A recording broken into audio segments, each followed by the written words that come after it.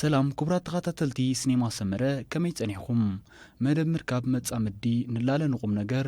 ካብ ግዜ ናብ ግዜ ብዙሓት ተሳተፍቲ ኣጥርያ እኳ እንተሃለወት ንሕና ግን ብዝተፈላለየ ምኽንያት ከነቕርበልኩም ኣይከኣልናን ንሕጂ ግን ምስና ይቕሬቱ ከም እንደገና ተጀሚራ ስለ ዘላ እዚ ናይ ምርካብ ዕድላት ናብ ሸበድበድ ከይተቐየረን ከሎ ዘሎ ዕድል ተጠቀምሉ ተጠቀማሉ ኢና ንብለኩም በዚ መደብ ብዙሓት መጻምዲ ተራኺቦም ፍቕሪ ከም ዝመስረቱ ድማ ብዘይሕብእብእ ክንገልጸልኩም ንፈቱም ክቡራት ተኸታተልቲ እዛ መደብ ካባኹም ናባኹም ስለ ዝኾነት ኩላትኩም ሲንግል ዘለኹም ኣወዳት ኮነ ኣዋልድ ኮለል ምባል ሓዲግኩም ባህርያትኩም ብምጽሓፍ ናይ ሕልምኹም መጻምዲ ርኸቡም ኣይትሰከፉ ኣይትፍርሑ ኩሉ መደባትና ንዓኹም ንምሕጓስ ምዃኑ ክዝንግዑ የብልኩምን ንሕና ብወገንና ነቶም ብማሕበራዊ መራኸቢታት ሌላ ፈጢሮም ዝብህጎ መጻምዲ ክረኽቡ ዝደልዩ ሰባት በርን ምኽፋት ዝዓለመ ስራሕ ከም እነዳልወልኩም ዘጠራጥር የብልኩምን ምኽንያቱ ሎሚ ምስ ምዕባለ ቴክኖሎጂ ዓለም ኣብ ሓንቲ ቁሸት ስለ ዘላ ከም ዊንታኻ መጻምዲ ትረኽበሉ መዳይ ዝቐለለ መንገዲ ኮይኑ ዘሎ ስለዚ እዛ መደብ ልክዕ ከም ብላይንድ ዴት ወይ ድማ ዴቲን ዌብሳይት ኮይና ከይተሰከፍኩም ከም ዊንታኹም ክትልእኹልና ኢና ንላበወኩም ኣብ መጻኢ ድማ ስሙር ፍቕሪ ኣሕሊፍኩም ኣብ መርዓን ደርዓን ከም እትበጽሑ ዘጠራጥር ኣይኮነን ንሎሚ እምበኣር ተለኣኸልና ጽሑፋት ኢና ከነንግደኩም ንስኻትኩም እውን ኣብ ቀጻሊ ክትልእኹልና ኢና ንላበወኩም ክሳብ ፍጻሜ ብጽሞና ክትከታተሉና እናዓደምኩ ናብቲ መደብ የስክረኩም ሰናይ ምክትታል ሲኔማ ሰመረ ካቢዚ ናቢዚ ሓይልና ደለበ ፍልጠት ሓጎስ ደስታ ሰሓቕ ስኒት ሩፍታ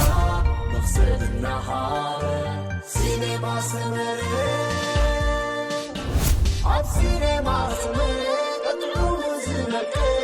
ንዑርዩ ዓማ ኮሜዲ ድራማ ዕላላት ዋዛታ ስፖርት ፊልምታ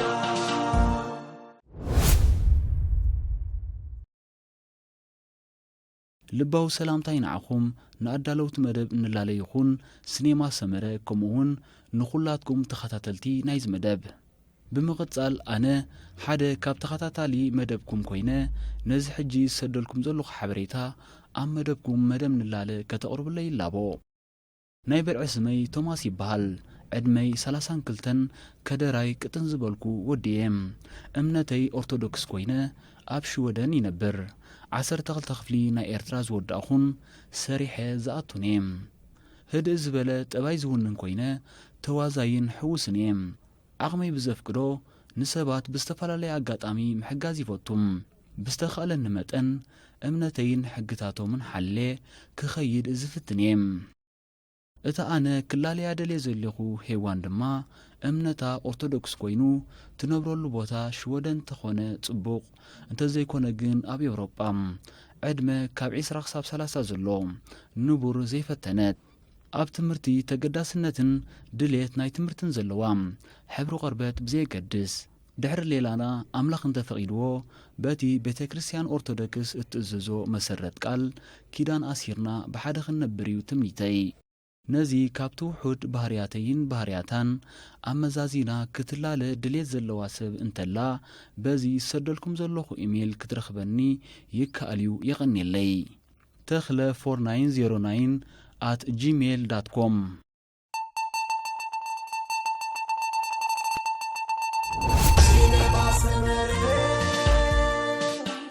ሰላም ንዓኹም ይኹን ክቡራት ኣዳለውቲ ከመይ ኣለኹም መደባትኩም ኩሉ ይከታተለየ መሃር መደቢው ቀጽልዎ ሽመይ ይተዓቀበለይ ጓል 27 ዓመት መንእሰየ ቁመተይ ነዋሕ ፍርሓት ኣምላኽ ዘለኒ ሰብ ኮይነ ሃይማኖተይ ከዓ ኦርቶዶክስ ተዋህዶ እዩ ኣብ ኤውሮጳ ከዓ ይቕመጥ ዝደልየ ዘለኹ መጻምዲ ከማይ ፍርሓት ኣምላኽ ዘለዎ ስድሩ ዘፍቅር ቁመቱ ነዊሕ ስፖርት ዘዘውትር ሃይማኖት ከዓ ኦርቶዶክስ ዕድሚኡ ካብ 32 ክሳብ 35 ክላለየኒ ዝደለ እንተኾይኑ በዚ ኣድራሻ ይርከበኒ ኣዳለውቲ እዛ መደብ ድማ ስለቲ ዝሃብኩም ንዕድል የመስግነኩም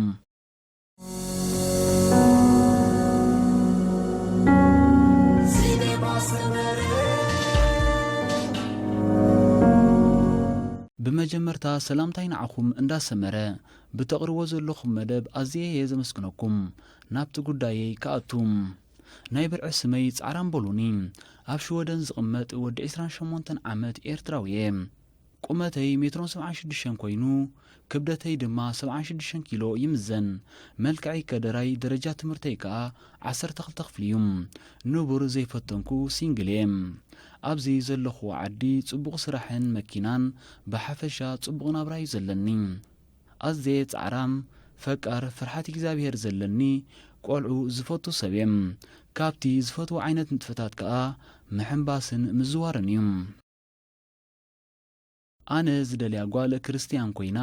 መልክዓ ዓሌታ ዜግነታ ብዘየገድስ ዝወለደት ትኹን ኣይትኹን እውን ጸገም የብሉን ጥራይ ፈቃርን ፍርሃት እግዚአብሔርን ዘለዋ ትኹን ተቐመጠሉ ቦታ ሽወደን እንተኾነ ጽቡቕ እንተዘይኮይኑ ግን ኣብ ዝሃለወት ተሃሉ ንዓይ ጸገም የብለይን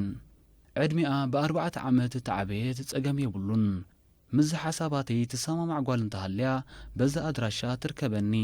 00491421368394 ዋትስኣብን ኢሞን ትርከበኒ ወይ ድማ bmokos.beloved@gmail.com ክትረኽበኒ ትኽእል እያ ክቡራት ኣዳለውቲ ሲኔማ ሰመረ ነዚ ዕድል ስለ ዝሃብኩምኒ ኣዝየ የመስግነኩም ይቐኒየለይ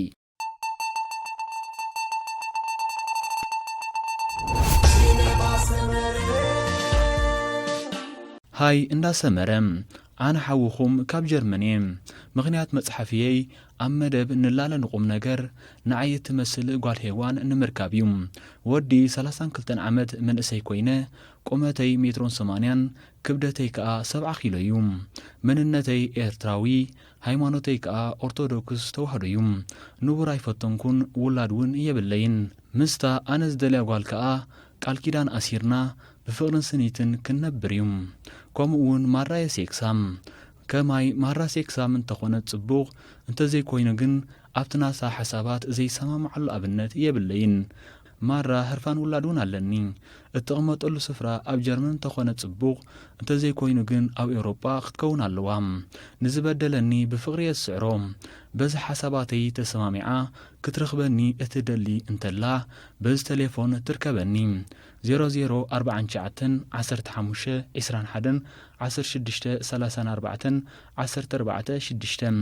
እንዳሰመረ ድማ ስለትዝሃብኩም ንዕድል የመስግነኩም ይቐኒየለይ እምባርከስ ዝኸበርኩም ተኸታተልትና ኣብዚ መደብ ክትሳተፉ እንተዳደሊኹም ብውሽጢ መስመር ወይ ኣብ ኮመንት ክትጽሕፉልና ትኽእሉ ኢኹም እዚ መደብ ካባኹም ናባኹም ስለ ዝኾነ ብቐጻሊ ተሳትፎኹም ከይፍለየና ኢና ንላብወኩም ንሎሚ ዝበልናዮ ትሕዝቶ እዚ ሰማዕኹም ወይ ነይሩ በዚ መደብ ዓጊብኩም ክትኮኑ እናተመነና ኣብ ቀጻሊ ብኻልእን ሓድሽን ትሕዝቶ ክሳብ ንመጸኩም ጸጽብቑ ንምንየልኩም ክቡራት ተኸታተልትና ስታፊኹም ኣብ መደብና ዕዙዝ ስለ ዝኾነ ርኢቶ መእረምታን ንቐፌታና መሃብ ኣይተሕመቑም ከምኡውን ክቐርብ ኣለዎ እትብልዎ መደባት ጆባእ ክንብለኩም ወትሩ ቁርባት ኢና ኩልቲ ዝቕጽል መደባትና ኣብ ሰዓቱ መታን ክበጽሓኩም ከዓ ሳብስክራይብን ሼርን ምባል እጃምኩም እሞ ኣይትረስዑ እናበልና ብምክትታልኩም ኣዚና ኢና ነመስግን